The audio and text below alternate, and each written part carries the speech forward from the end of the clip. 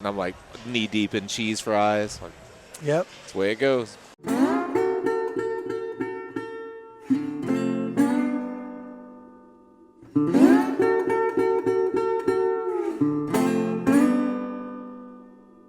All right, let's do it. Hey, welcome to the Fireside Tattoo Podcast, the official podcast of the Fireside Tattoo Network. It's the only podcast, the Fireside Tattoo Network, but it sounds cool when you're like the official, because that makes it sound like other people are trying to like pretend to be the Fireside Podcast. If you want me to, I can pretend. Yeah, pretend to be like I'm the what do you call it? The bootleg Fireside Podcast. I was gonna say I'm the OG. The OG. I'll be the original one, and then you could be. I'll be the real Fireside. The real Fireside. Perfect. I'm Jake. This is Adam Stoner, and this is I normally don't say what episode this is, but this is our actual first interview here at Tattoo Lou in St. Louis. And thanks for coming on, helping me break the ice a little bit, man. Yeah, so we met at Impact Project. It was Impact. Yeah, a couple of years ago now in North Carolina, and you were actually the MC of that event. Weird enough. Yeah. Yeah. So the funny thing is, like, I didn't know you were a tattooer at that point. I just thought you were like, what's his name that does this show, like the MC? Jeff. Yeah. So I was like, oh, and the MC's good. He's funny. He's doing a good job. And then somehow I was introduced to your work, and I was like, holy shit, it's a great tattooer. Well, thanks, man. Yeah. Thanks, and a good MC. How did that come about? Well, I met Mel at a tattoo convention somewhere down the way. Sorry, my voice is gone. Yeah. Cool. And we were talking about taking pictures and this, and she actually hit me up to be a speaker about photography and how to take pictures of tattoos and present your portfolio. And so I actually wrote this big, huge thing up. I was really nervous. I've never done that before, And then she hit me up. She goes, "Hey, you're a band singer thing, right?" I'm like, yeah. Damn it. So it's like, we're just going to have you MC. And I'm like, I don't know how to pronounce people's names. It was a racket, man. And I'm glad that was the first time you did it? Yeah, dude. It was horrible. You killed it. I thought you did well, great. Thanks, man. Yeah, I thought that's like what you did. No, not at all. She's like, oh, you get up there. I'm like, when I get up with my band, I practice all those songs. Like, that's not, everything's rehearsed, man, Yeah. So, what do you, 8 o'clock in the, it was like 8 o'clock in the morning? It was, and you were like high energy and stuff. Yeah. That's why I thought that was your gig. Yeah, no, I'm just a jolly fat guy. Yeah, well, good job. You tricked Thanks, me. man. Yeah. Thanks, dude. So talk a little bit, because I do know that about you, and now I'm familiar with your work, but I don't know much about your background. So how long have you been tattooing, and what was your background before tattooing? Yes. Well, I've done everything before. My job right before tattooing, I was actually a bounty hunter. For real? I did the bell agent thing, for about 2.5 years. Really? Yep. Where? What part of the world? Franklin, Indiana, where my shop is now. Oh. Yeah. That's a legal thing to do there? Yeah. Oh. Yeah, there's probably like 15 bell agents still in town. Wow. It's crazy.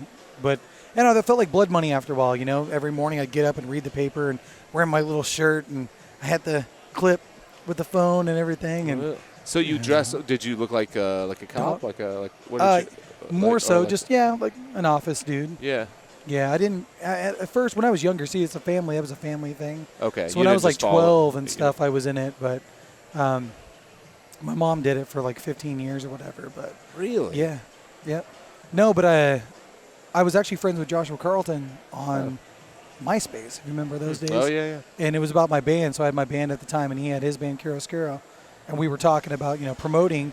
I'm like, all I was able to do is sit there and draw all night long, paint paintings, carve guitars, and bail people out of jail and arrest them all night long for like 2.5 years. Huh.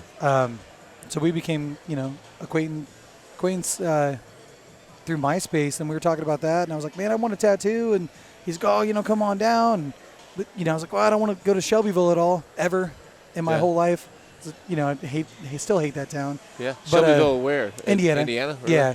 And that's where Great American was. Okay. But there was a Great American in Franklin that was with Jamie Carino now. Okay. With Jamie Carlton at the time with Pete. Mm-hmm. And I went down there and stuff. And, they were awesome enough to give me an apprenticeship, even though I think, looking back now, if I had someone who was a bounty hunter wearing probably slacks and, like, black shoes walking into my shop, I'd probably laugh my ass off. Yeah. So, forever grateful, man, I even got the opportunity. And then about a year and a half later, Joshua moves to Oregon. Right. And me and Jamie decide to keep his shop going. So I ended up moving and tattooing in Shelbyville. Oh. After all. Huh. And I was there with that shop. There was problems with like the landlord, and it was horrible. We got kind of screwed by the bank. on that one. So that's a long story. But I opened up the Rue Morgue, and I stayed in Shelbyville for a long time because I didn't want to come back and be Pete and Jamie's, competition shop or whatever. So we were there, and then a couple years ago when they moved to Prescott, I ended up actually moving my shop back to Franklin. So now I literally walk to work. Wow, that's awesome. I've been saying words wrong at the shop a lot, and literally has been a word of literally. Like I keep saying literally, and I think I just did it. I missed it. Which is awesome. I'm gonna get shit for that. Yeah, no doubt. But yeah, man. So yeah, it's been 9 years now, man. Oh. Yep. So who did you apprentice under? Was it Joshua? Pete and Jamie. Oh, Pete and Jamie. Yep. Okay. Yep. Yeah. Yep. So, all right. I didn't really get to meet Pete. Jamie was on the podcast. It hasn't aired yet, but she was on the show. I haven't really met Pete. What did they? I've seen her work some. Because you're doing a lot of black and gray kind of realism. Well, I'm colorblind, so I like to stick with black and gray. Oh. I'm like blue-green colorblind, so I see more of the red tones. Weird enough, I have Pete's first color portrait and his second black and gray portrait. Oh, really? On my leg. It's still bright as hell. He's, was more traditional when I first got in there. Yeah. And then Jamie, they both kind of morphed into their own thing. Now that I don't know, maybe it's just me, but certain artists, they have that actual artist touch. And when you see a Jamie piece, even her designs, automatically it's Jamie's, That's yours. And then Pete, same way. He's the reason why, one of the many reasons why I'm so efficient with my work. And he was always a very quick implies speeding, but efficient tattooer, Superman knocking out big chunks, and I still see him posting, like I did a sleeve today, and you're like, holy crap. So Pete does kind of like the yogi thing a little bit, but with his own spin, of course. I see more traditional like he used to do, but he does realism like black and gray. I say stylized. I don't want to be a realism artist myself. I'd rather be like a pencil sketch or like a charcoal. I like human element. Yeah. So it's like the glass is great, but it's all going to glass out anyway. I like to see needle marks and stuff. So I think, I don't know, I got that high contrast vibe and stuff, and that all came from my background, man. So what was your drawing background before the apprenticeship? My whole life. Oh, yeah? Yeah, I illustrated my first book when I was around 12.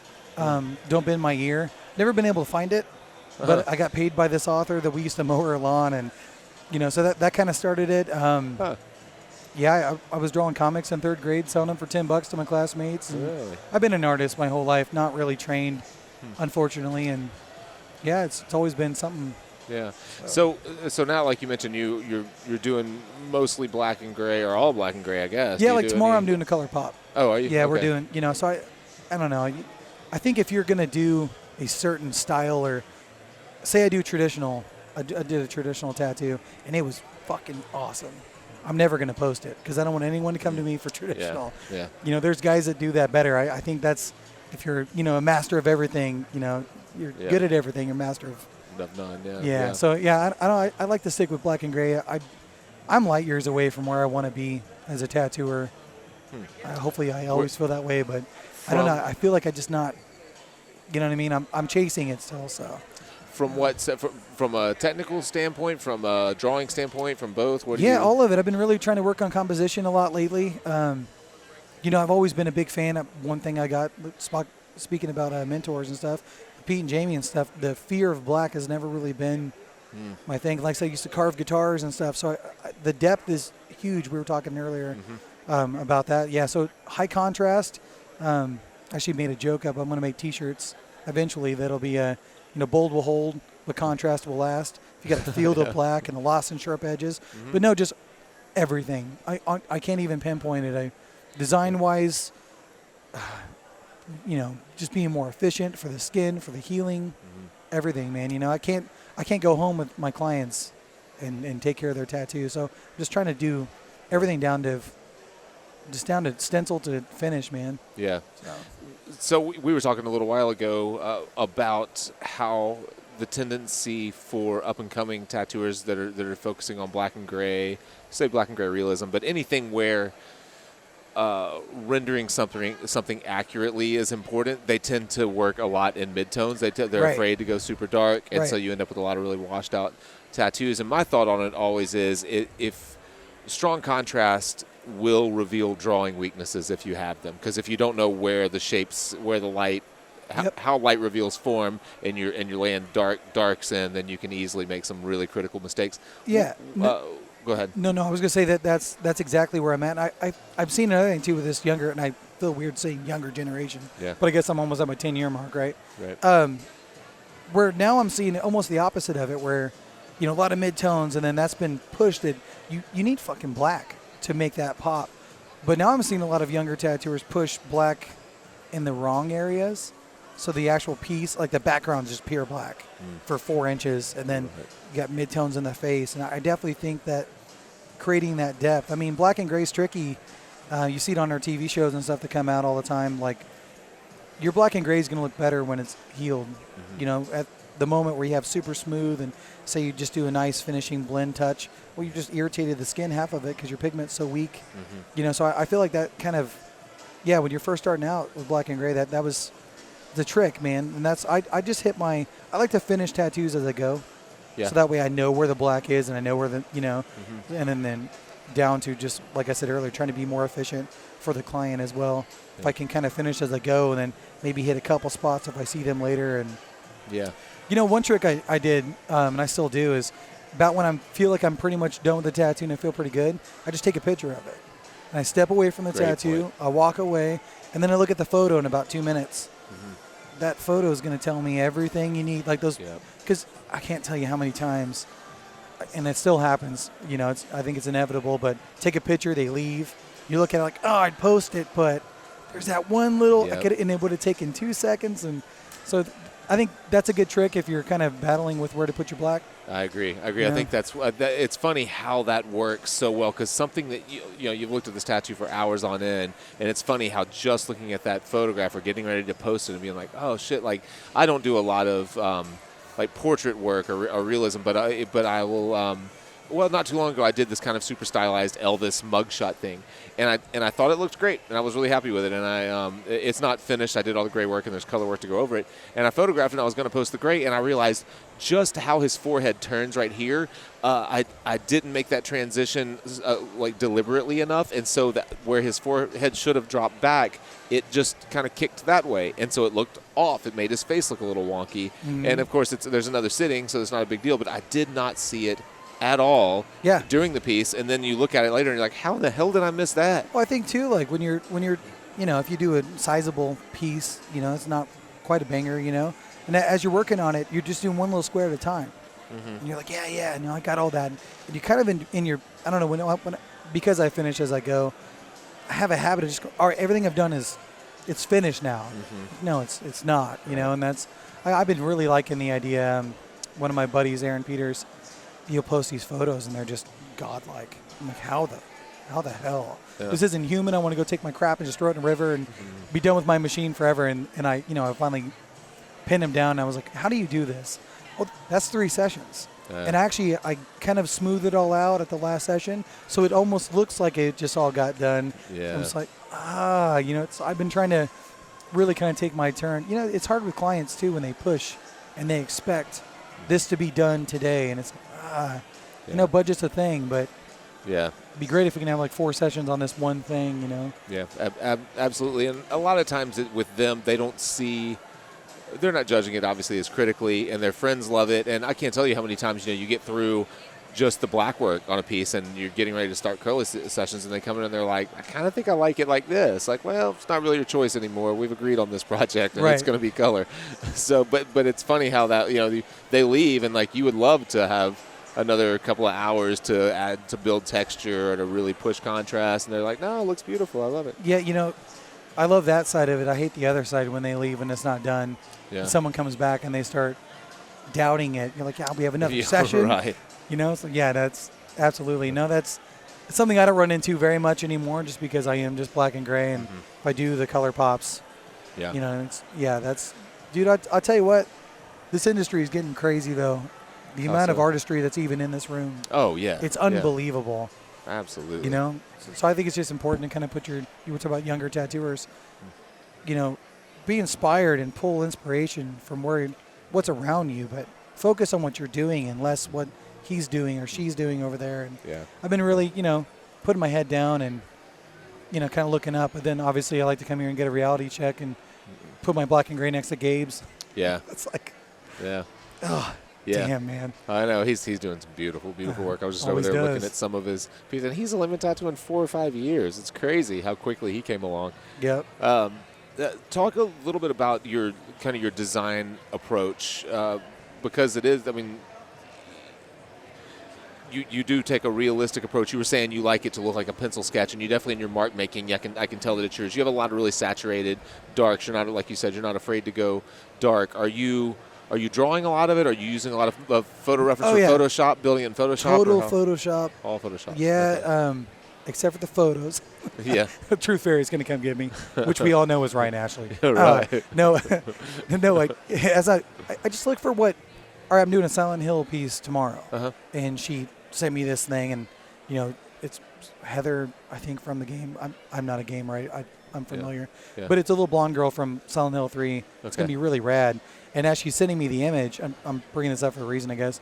She sent me the image, and she's very specific on, this, but, kind of find an image. Well, I found one that was great. How I kind of go about it, I think just comes back from all my life, 31 years of just being an artist. I see what works. And I just kind of click, and I don't know. I know that's a cop-out answer, but you just kind of know after a while, like, oh, yeah, and the way the nose shadow is here, and I like shadow work, and you just kind of see it, and oh, it's great. And then I work on the composition from there. But I did that with her, and she's like, this is actually not, this one doesn't feel right to me. So when you work with the clients, it gets tricky from time to time. Yeah. But, yeah, what I do is I design the night before. Okay. Drives clients crazy. I do it for a couple reasons. One, I do it because I like to give you the best version of myself. I like to think that I'm growing every day, whether it be small or a huge jump. And if I design, I'm booked out till September. So if I have someone right now, I'm in May, and I design it for September, hopefully I'm going to learn some shit between September. So I give them the best of me I can give them. And then, two, they don't really have a chance to tear it apart because I do put it together in Photoshop. And I'm not going to spend 7 hours making sure it's perfectly blended, because when I tattoo it, it's all going to be one cohesive design. But you can see where, like, here's the background clipped on this, and this hand's in that. But yeah, I don't like messing with anatomy too much, but I Frankenstein people together. If the hand needs to be here and I don't like it, I'll put another hand there. And you're so you're basically you're not overly rendering in Photoshop. You're using it just to kind of drop things together. Yeah. Drop the main shapes together and stuff. And it also I do that because I like to see what it is for, like, the reference wise. And if I'm doing a portrait, I like to have that Photoshop where I can see this is the actual photo, and I kind of mock a background. But I tell people I'm an artist. Like, look at my paintings, look at my portfolio. I'm gonna do art to it. I'm not a tracer. I don't like to duplicate, I guess. I'm not a duplicate artist would be a better way to say that. Yeah. So I want to create on your skin, and I think I have a little fun. Like when I'm doing portraits, I was talking to a guy earlier about that. I could do, The Mask with Jim Carrey, but where I'm going is I want to nail Jim Carrey. Yeah. I don't want it to look like a green. If you put a green, everyone's going to know it's a mask. But does it look like Jim Carrey in the mask? I mean, so I try to nail the actual character, but I try to nail the actor more when I do portraits. And sometimes I take liberties, and this shadow may not actually be there right here, but I'm going to. So, yeah, it's kind of a dumb way to answer that question, I guess. But no, I Photoshop it to make the client happy, and then I do my thing. Yeah. You know? I feel the same way. I completely agree with I made the mistake of giving clients drawings too early for years and years, and it seems like 9 times out of 10 they love it. Then they show it to their husband, they show it to their friends. Yeah, and everyone's got a fucking opinion, man. Everyone has an opinion, and then the next thing you know, it's the day before the appointment, and everything has changed about the piece. So I agree on that side of it. And then secondly, I feel like if you over-prepare that, there are so many variables on the skin, so many variables in the placement that it's like, well, yeah, I dropped this hand in because it's a different hand. It obviously doesn't line up. But there's a great chance that when I put it on your skin, the hand's going to have to move even again in order to sit where I want it to sit. So if I draw it to fit now, I may have to change it again once it's on the skin anyways. Absolutely. I mean, anatomy is the other half of the battle when it comes to designing composition. If you have I got an apprentice right now, and he's drawing a dagger, but the lines, you're cutting your canvas in half. So you got to think about anatomy and muscle structure, and Luckily, I took anatomy physiology, and I really loved it. And it helps me every day. I would never think a class like that would help me in tattooing. But just knowing what the muscles actually look like and actually working with cadavers, it's nice, as you kind of go through. But the deltoid's this area, and as you bend, and I'm constantly thinking about how it goes around. Yeah, and you have to take that stuff on the fly. I mean, I've had clients where I've started tattooing them, and then they decide that they need to have life change. They come back to me in 6 months for their second session or whatever, and they're jacked. Yeah. I mean, ripped. Yeah. And if I didn't consider that maybe they could get, it's a straight non-muscle arm now, but if you get ripped up, if you don't plan on that, your face gets wonky, and you have to think about that anatomy, man. That's huge. Yeah, absolutely. So you're right. When you get it on the skin, sometimes you're like, it doesn't flow. And I mean, luckily, I have my clientele is awesome, dude. It's taken me a long time to build it. I've been really picky lately. I think I say no more than I say yes, and not for any other reason than I just have such a plethora of a clientele. I like your idea, and it's really humbling that I can do that. Yeah. So I rarely have anyone really battle me anymore. But a couple years ago, it was fun, man. I was like, all right, I'm not sending anyone any designs anymore. Brutal.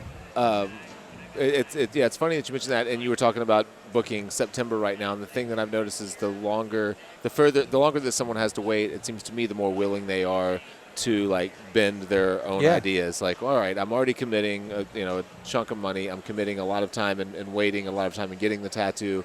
And I think that our clientele is probably more educated than it's ever been before. And you put all those things together, and they go like, all right, maybe I shouldn't micromanage this thing. There's a reason I have to wait until September for this guy, so I may as well let him do what he does. And that's a fairly new phenomenon in tattooing. Yeah, dude. I don't know. I mean, thank God that I came in on the end. I think I came in almost on the end of that. I mean, I think my generation of tattooer, like I said, I mean, props to Pete and Jamie and everyone for even allowing me to come into the industry. But I think I came in right at the golden age of the beginning. If I would have started any later, but I mean, obviously, if you have skills like Gabe, what we're talking about 4 to 5 years, he's fine. Yeah. Because he's already above all of us anyway. Right. But Noah, you come in the shop, I have a $200 deposit comes off the price of the tattoo. I've never met you before. I'm demanding cash. I'm a cash-only guy. Yeah. I make you come, unless you live out of state. If you live in the state lines of Indiana, I make you drive to me. So I'm already making you drive. You never met me before. I gotta see if we can jive. If you're an asshole, I'm not interested. I don't care how cool your tattoo is, and it's a lot of faith. So I'm like, drop $200, and you're not gonna see anything for 4 months, but I'll see you then, and then we're gonna change your life forever in this nice bonding moment when I tattoo you, and it brings you 2 new clientele. I mean, that's and that is definitely not something that was it was unheard of 20 years ago that you would get away with that. First off, a $200 deposit would have never happened, and second, the wait, and then third, the blind trust to actually get the tattoo, having not seen it before. It's all completely new. Yeah, dude, if you told me a couple years ago, even a year ago, I would be taking a $200 deposit, I would have laughed in your face. Yeah. But with the amount of work I'm able to do in one day, and I'm sitting next to my guy who's obviously really talented, and he's doing a mandala, and he does a mandala. It takes all day to do this because it's a very different process. And I'm sitting here just using a mag and making a face happen on an arm that's got blood splatter on it or whatever. Right. I get more done in one day. So it just, I don't know. When you said that back to me, I realized how ridiculous that really is. But I mean, you get what you pay for. I mean, looking around here and stuff, I'm always fascinated. And one of my favorite conversations to have with fellow tattooers is, how do you book? Yeah. How do you book? Yeah. And I've changed it all the time. I did 2 months at a time, and then I would close my books. And then I'd wait up, and I book. If you want to book an all-day session, which is where the $200 deposit came from, is only all days. But you book those anytime. So then I'd book up 3 months after my books were closed with just all-day sessions, which every day is a sleeve. I mean, it's really humbling, but after a while, when you put the detail that I do, and your brain just want to jump off a ledge, But I don't know, man. That's the battle, is that we do have. It's the height of tattooing. It is. People wanting to wait, but there's 1,000 people. There's even more tattooers. It's crazy. It is. It is. I love that conversation too about how people are managing their books and managing their schedule. You should check out this interview we just did with Jesse Smith. We did it in Oregon at Evergreen. and he was talking about he treats his books like a timeshare. So basically, if you own the first, if he tattoos you the first Monday of every month, that is your day every single month. You own the first Monday of the month, and when you finish your back piece or your sleeve, you have the option to keep that Monday, or give it up, and then someone else buys into that Monday. And so he only has pretty like awesome, it's man. cool. I never had thought of it, but he only has like 10 clients at once, or like he just enough for the to fill however many days he's tattooing, which isn't 5 days a week, I don't think. So he's not dealing with 30 or 40 people at one time. He's not drawing a ton of tattoos at a time. Takes on a handful, and if they miss a couple of appointments or if it looks like they're flaky, they lose their Monday mid-tattoo. Like, sorry, dude, timeshare is not yours anymore. It's on to the next person, and he gives it to them. I kind of like that. I do too. I never would have thought like of it, but it's a great idea. There's an artist in the area that has a Rolodex, and you drop off a deposit to him, and I'm not gonna say who it is because I don't want to give away his thing or whatever. But he has a Rolodex, and you give it the deposit, and he goes, "Cool, I'll hit you up about 2 weeks before." Like Bob Tyrell style, 2 weeks before, and you fucking show up for that tattoo. And what he does is that when you put a deposit down, he puts your name and information in the Rolodex, and then he takes, and when you come up to the front, that's your time. I'm like, that's. I'd be curious to see how. I like that too, but how big is your Rolodex? Right. And he's booked out like a year. It's the stress, man. I have kids. I'm in a band. Yeah. I have a clothing line. I own an oddity store. I'm trying to build a museum right now. Oh, wow. I'm doing all kinds of crap. I don't have time to be booked out a year. Yeah. I mean, I miss parent-teacher conferences, and I mean, I'm not bitching. We all do. Right. But it does suck. I mean, my girl's only going to be 5 once. Right. And Yeah. And booking those, I've talked to a handful of tattooers who, had crazy waiting lists, hundreds or sometimes even thousands of people on a waiting list. The thing is, by the time you get to that person, like your assistant's calling them or whatever, like, hey, congratulations, you're up. And they're like, oh, shit, I just bought a house. Like, I don't need a tattoo anymore. Or I got that tattoo a year ago. And so it seems like more and more it's a waste of time to build these huge waiting lists or have these crazy long waits or booking out years at a time, because it's like people's lives change. Yeah. Man. The chances of those people still wanting to get tattooed in 20 months is pretty slim. Well, dude, on a selfish standpoint, though, who's going to say I'm going to be into what we talked about? Yeah. Like, I'm going to be into it. Right. And if you're a tattoo artist and you're tattooing people for the money, and those days are done. I'm sorry. Yeah. If you're not stoked to do the tattoo, pass it off. Yeah. Pass it off. There's 1,000 people walking in the door. If they're not, get a better shop. Right. Go work at a better shop. Yeah. I know that sounds like an asshole statement, but it's true. I think it's true these days. If you're not super stoked to do someone's tattoo, like I had a guy earlier, I sat here all day because my client, messed around, which luckily I'm here with you, so that's cool. Yeah. This guy walked up and he wanted a script. I'm like, I'm not a script guy. There's a guy over there who kills script. Go to him. Could have made the money, but he's going to end up with a better tattoo. Right. And I don't know. I think about that. If I booked up a year one time a couple years ago. Hated my life. Mm-hmm. I was, I don't work for myself anymore. I work for the clients. Right. So I have a million bosses. Yeah. It's like this. It changed on me when I did that. But yeah, who's to say that I'm going to be into it? What if I want to start, black and gray? But what if I want to start doing full color? And then I want to get into that and push that for a while. Right. Well, I can't because I have a year of black and gray. Then I'm just bored. I'm just going to start knocking through them. And, I don't know. I think that's a big problem that's happening right now in the industry, I think. Absolutely. Another issue that we have by trying to book too far out is with the podcast, we get a lot of great offers of people saying, hey, would you like to come out and whatever, the podcast at this show, and they'll offer to put us up in the hotel and give us a booth, and it's a great deal. And it's like, oh shit, I'm booked a tattoo, and it's like whatever. It's like November. Like why can't I make a decision today to do something that I want to do in November? Well, because I already have tattoos in the books. Yeah. And you end up really shooting yourself in the foot. But what a beautiful fucking problem to have. Yeah, I mean, we're sitting here bitching about it. Yeah. But it's like, man, I could just see myself as an outsider watching this video and be like, fuck those guys. Right. Like they're sitting here bitching about, I don't have time for my kids, but we do what we do. We have this awesome life. Yeah. Fuck. I mean, you can't beat it. Like you said, it's absolutely the golden age, and the fact that you can. Like you said, you should be able to pass off the tattoos that you don't want to do because someone else really wants to do it and will do a great job. And the beauty of it is there's a lot of money waiting for you to do what you do well or what you want to do. But you want to take your time on that too. Yeah. I mean, I'm speaking to you as it's you. these younger tattooers, that's an equal problem. Yeah. Oh, I just started tattooing. I only do this. No, Yeah, you should yeah, know how to do. There were years where I did everything that walked in the door. Yep. Not everything was my best, but I tried my hardest on everything. And of course, when you're younger, you're not going to be happy with everything. Things come back now, and I'm like, hey, you should get in the books. Yeah, I hit mine too. Yeah, bad about that. But no, I think. I'm glad you brought that up. know? It's absolutely true. We've talked about it a lot on the show. People feel like they have to identify with a style really quickly because they feel like they'll get left behind otherwise. Yeah.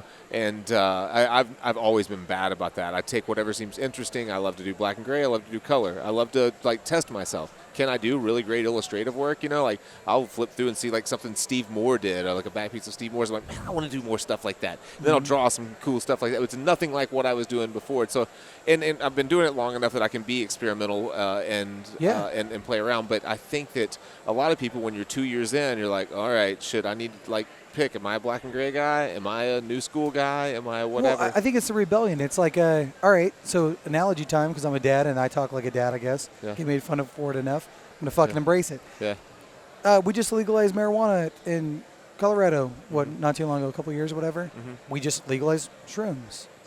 Yeah. It's like, what are we going to, but where does that end? Right. So it's like, all right, Ink Master and all these people, I don't want to be on Ink Master. And it's almost cool to hate on things. Yeah. When things are good or things are big. And don't get me wrong, I've turned down Ink Master a couple of years for those reasons where I'm like, they don't know me and they just want me for my name. I don't even smoke weed. Right. But, as you get on there, I don't know, man. I feel like the pendulum swings both ways. There's a glass ceiling on everything. And right now it's like, well, I'm not good at everything. That's an Ink Master, and you shouldn't be good at everything. Yeah. So I need to be good at one thing. But if you don't try everything, I don't know. When I started out tattooing, I was going to be, I was going to go to college at a full ride college. I skipped out on, but I was going to be an animator.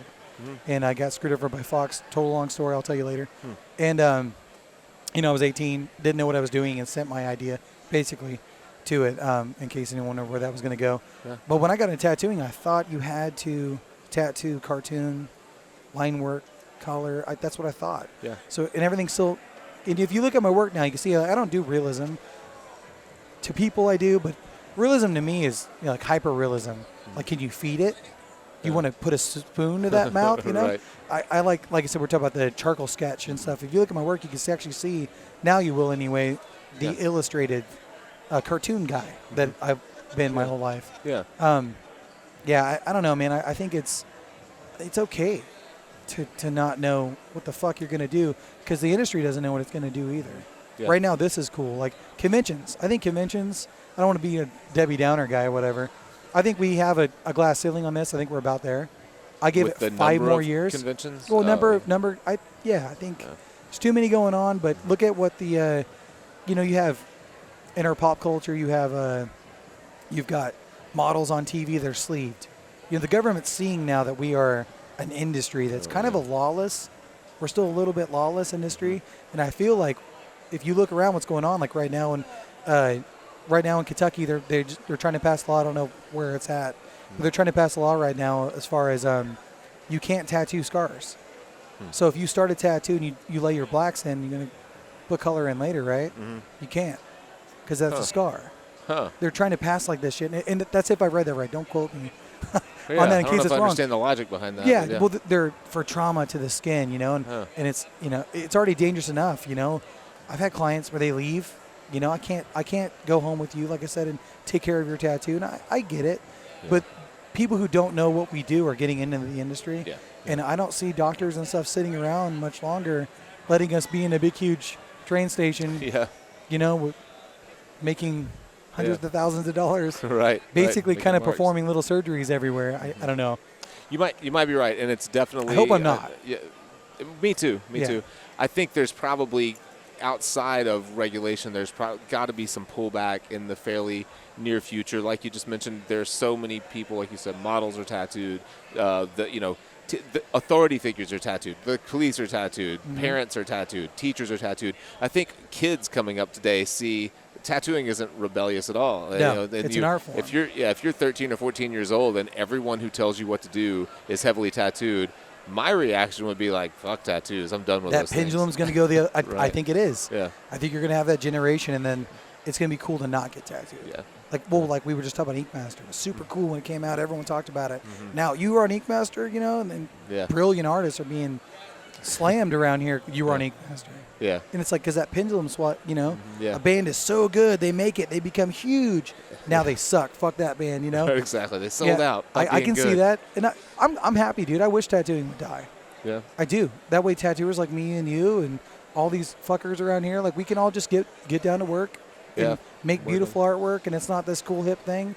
But like I said, I'm a grumpy old man now. Yeah. Yeah. I'm young in the industry as hell, but Yeah. I feel old, man. I enjoy it. I don't know. I mean, I don't want it to. I don't want it to die. I do think that that it's pretty saturated. I think that the way that a lot of states are trying, or the idea of putting tattooing in curriculum at a university is ridiculous to me. I think that it really waters down the talent coming in, and I think everyone should get a fair shot. I've said before, like when people say, "Oh, there are plenty of tattooers, we don't need any more. We need to cut all this shit out." We're a tattoo education channel, so or network. I don't think we need to draw a line in the sand. Someone gave me a chance. Yeah. I didn't. They could have said no. Right. I mean, but we're also not putting out 200 people a semester in a single town. Right. That graduating a tattoo program at a school. There's not too many tattooers, man. I have a big shop.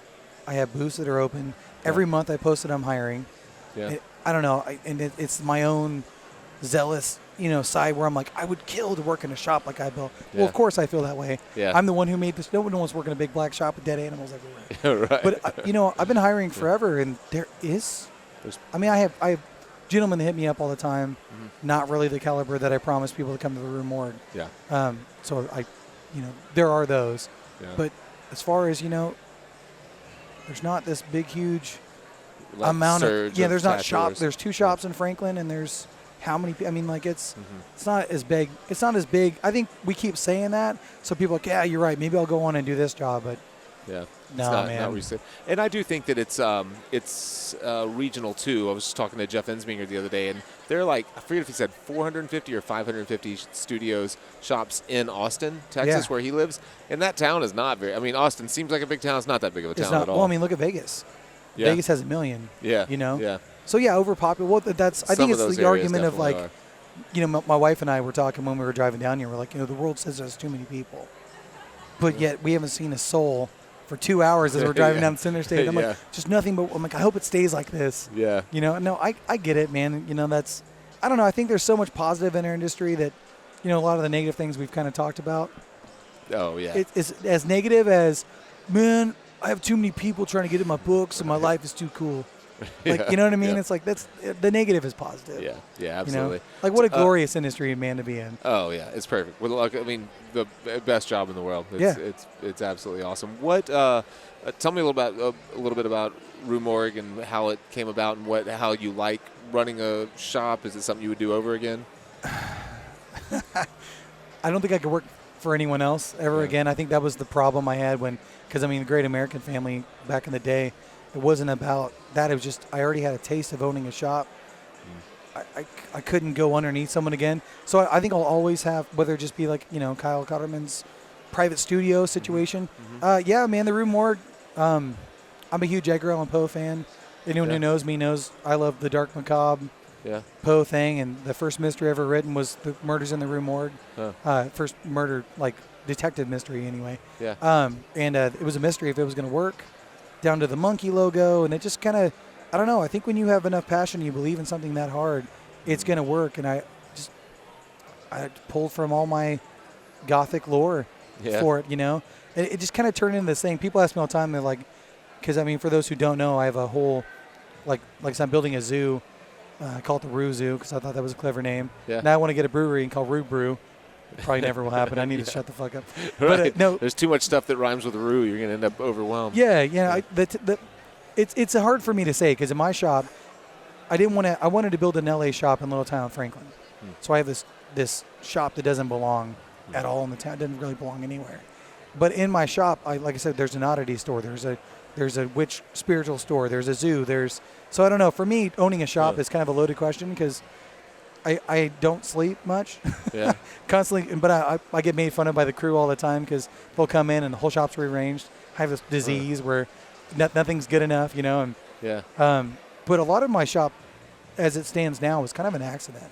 How so? Yeah, I love animals. I don't hunt. Game hunting, I have no problem if you hunt deer. If you're going to the Indian style of it, the Native American blood side. But if you just go kill a lion because your dick is small, then I have no respect. But I have a lion. Yeah. You know what I mean? So it's like it's kind of a blurry line.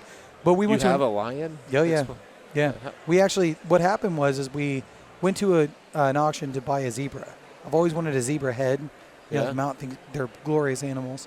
And there was a full-blown zebra. And we're like, we're never going to get it. And we went to the auction and we got it. And I was bidding on a hyena. And I'm like, there was a Nile crocodile in there. And I didn't really have an idea of what a Nile was. It's an alligator, crocodile. Yeah. I still can't really tell the difference, between them. Yeah. And it's worth $40,000 and was going for $1,000. So I started bidding on it. And I'm like, who's got room for a 16-foot Nile crocodile? Yeah. Turns out it's the biggest one that we can find. It's the biggest one in America, but it may be the biggest one on display in the world. We're still checking with Guinness. Really? There's only one of them at the National Art History Museum of New York, who has another one who's 14 feet. What makes a Nile crocodile special? How do you know that's They're what just rare as hell. Huh. And I have the, I can't think of their name right now. The parks, the DNR, is it? No, whatever. You know what I'm talking about? Man, the people who come tell you can't have this animal, it's illegal. Oh, yeah.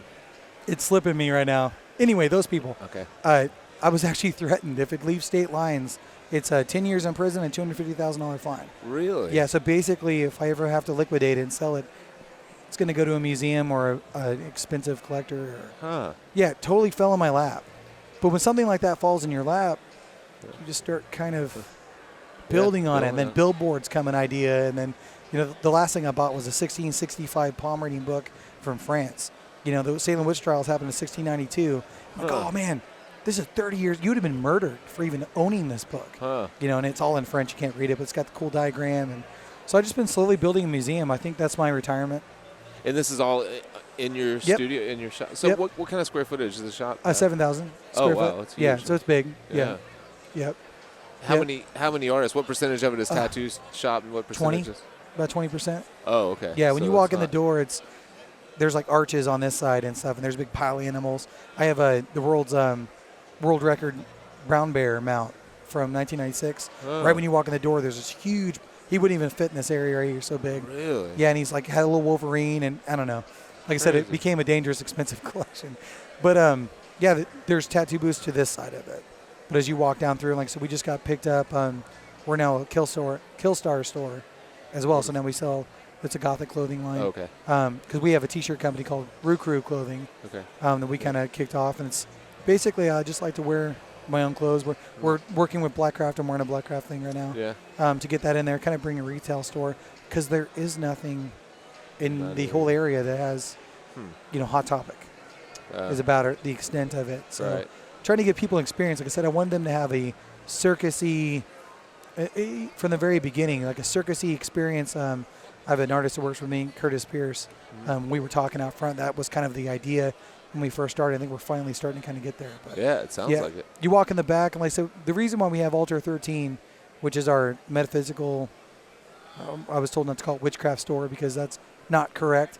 It's what it is. There's Ouija boards and candles and all kinds of shit. Yeah. But, we're still in Franklin. So you have the blue-haired ladies that come in there and they shop for antiques. Yeah. And then they turn the corner and they see, a Ouija board from the 40s. They get freaked out. So we made our own little store inside. So the idea I have right now is to make like a city inside of the shop. So there's little shops, kind of like a little Hogwarts type vibe, but more gothic. But it's like diamond chandelier gothic. I don't know. There's pictures online. You can.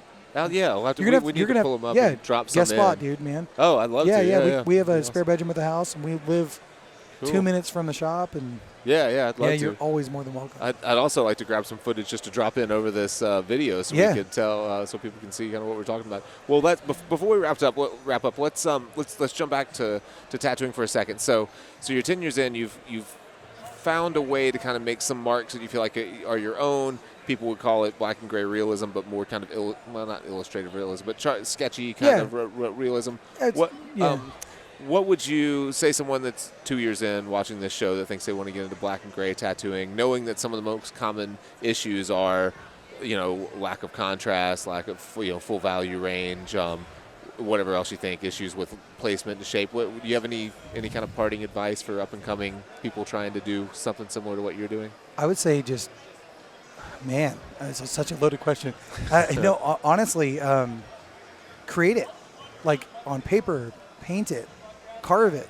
I think anything you do outside of tattooing applies directly to tattooing. It's the best. I don't know, man. Skin is by far the best canvas, if you will. Yeah. I love it. I wish everything, when I'm painting, like, man, I wish this was like a tattoo. It's very frustrating. But no, push those values. We have programs like Photoshop and, even basic programs like Procreate. Yeah. You can push the contrast and just kind of see where the black is, Maybe look at a photo and before you draw it, push that contrast all the way to the top where it almost looks like shit. But then you can see where your blacks need to be for it not to fall flat.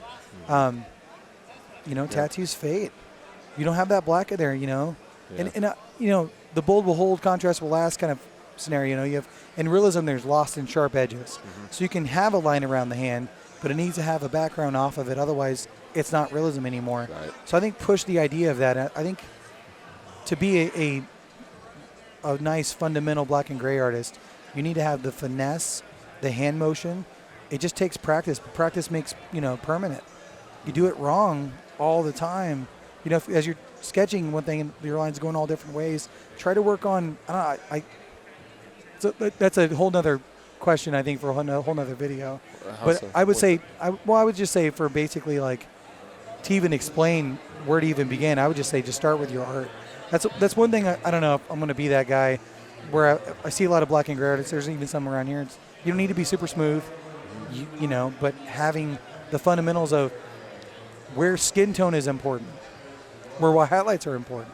If you white highlight the whole tattoo, then your white highlights are flat again. Right. You no longer have the depth, and just pushing the depth and having that in there, and just based on your reference and choosing better reference for black and gray is great. Yeah. That's honestly where it starts, and I've always been very fortunate that I can go through Facebook or Instagram or Pinterest, and I used to hate Pinterest, but man, that is I use it like oh my crazy. God, it's glorious now.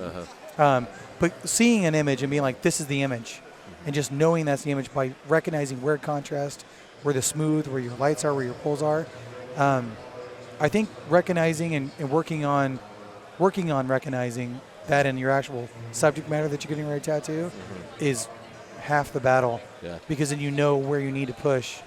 I don't know if that. Yeah, absolutely. If that was a good enough answer. Yeah, I agree. I completely agree, and I love that you brought up the point of edges. I think we get caught up in tattooing in line work so much. People think, and it is early in your career, you need to learn how to run clean lines, but it's really more about edges than lines. People say, you don't do any line work. I'm like, bullshit. Every eyeball that I tattoo and every portrait has a line. Like, the jaw line of that, I don't actually, like, we're going to use Gabe, because he's over there and he's awesome. Yeah. But as he's doing, he lines everything out. Yeah. And then he builds off of those lines. And you look at it like, man, but he also saturates his black and gray. That's why he has such a unique look to it.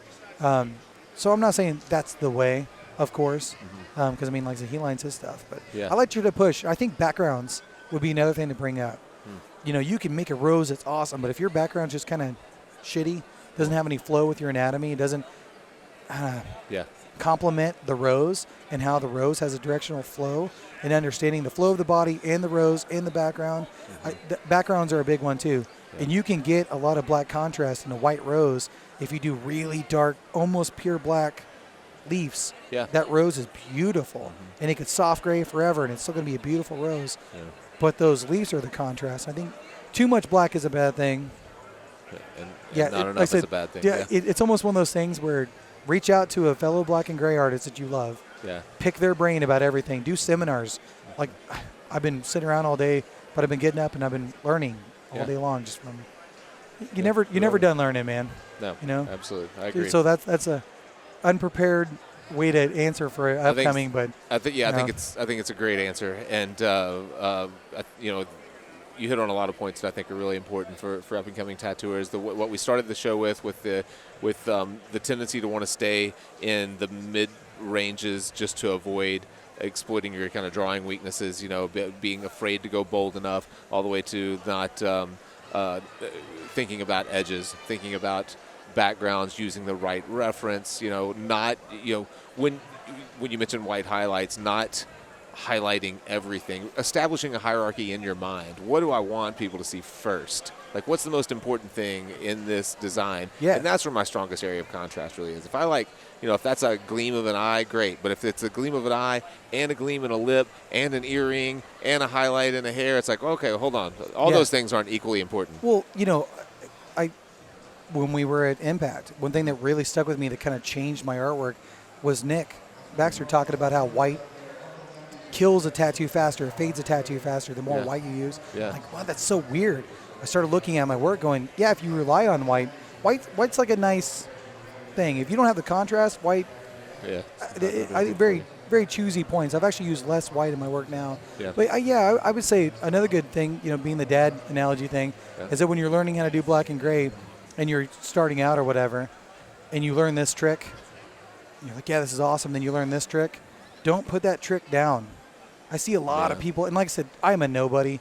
I'm like nobody in the industry. I don't want to seem like I know anything really at all, because I don't. But I do like to, pride myself that I'm able to hold all my bag of tricks. Because every tattoo, I had a couple people today, man, how'd you go about this? I'm like, that's a loaded question, because I used, 8 different needles and 7 different techniques and 6 different, motions. And I backed my needle up here and I ran my machine slower here. And I don't know, you just can't. Yeah. Isn't just, this is the way. Right. And then, like we were talking earlier, canvas-wise, I hate saying humans are canvases. I hate that. Yeah. But using it for this, it works. Yeah. You don't know how they're going to sit, how their skin's going to take it, if they bleed too much, do they get puffy right away? And you have to be able to bounce with, you know what I mean? Yeah. You have to be, what is that, an offensive or defensive? Defensive. Yeah, defensive. Approach, yeah. I'm not a sports guy. The snake to the mongoose. Right. But kind of bounce with it, and if you have those bag of tricks, it makes it easier. So absolutely. I would say start picking them up, and then hold on to them, and just kind of keep them in your arsenal. Yeah. I love it. I think that's that's all great advice. If people want to keep up with you, get on your books, any of that, what's the best way? Yeah. So like I said, book-wise, if you're out of state, email me. We'll get on there. I have an assistant who answers all my emails. I don't know what camera to look at. Yeah. Yeah, that one. And then Instagram is where I actually keep updated. I'm horrible about it, but it's Adam_Stoner on there. So sorry, my voice is gone today. Yeah. But if you get on there and stuff, that's where I kind of update work. I don't like Facebook, but it's a necessity for my band. Yeah. So there it remains. Yeah. It's like my own little diary. So if you want to keep up with my actual work and exclude all the bullshit, but my storyline is, I would say, my main active thing. I've been. Oh, your Instagram storyline. Yeah, the Cher concert got out last night, right? Yeah. So we have some gold. I was telling I'm gonna check that out as soon as you get off here. I will. Yeah, it was awesome. I think Scott had some experiences with the Cher concert. People that. Yeah. So I'll absolutely check Cougars, that out. man. Yeah. It looked like a jungle out there. But cool. And then, like I said, the RumoreTattooGallery.com, and that's on Facebook. And we'll drop all that in the show notes, so you can just click right to it. And, man, thanks for taking the time, dude. I appreciate it, really brother. enjoyed it. Yeah, man. Thank you guys for supporting what we do, and thanks to Tattoo Lou for hosting us. And we'll see you on the next one.